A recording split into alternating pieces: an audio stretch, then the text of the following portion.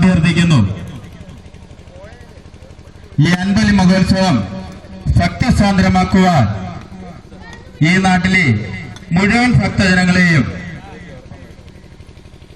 തത്വമസി അയ്യപ്പ സേവാ സമിതിയുടെ ആഭിമുഖ്യത്തിൽ അൻപലി നടത്തുന്ന അൻപലി ഗ്രൗണ്ടിലേക്ക് ഏവരെയും അയ്യപ്പ നാമധേയത്തിൽ സ്വാഗതം ചെയ്യുന്നു. ഈ അൻപലിയുടെ വിജയത്തിനായി ബാരിക്കേഡിനുള്ളിൽ നിൽക്കുന്ന എല്ലാ ഭക്തജനങ്ങളും ബാരിക്കേഡിന് പുറത്തു പോകേണ്ടതാണ്. പാദരക്ഷകൾ ബാരിക്കേഡിനുള്ളിൽ ഉപയോഗിക്കാൻ പാടില്ല.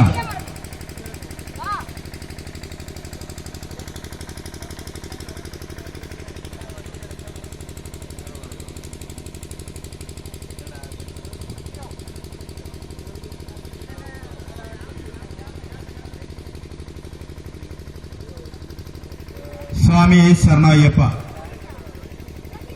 യുവജന സമിതിയുടെ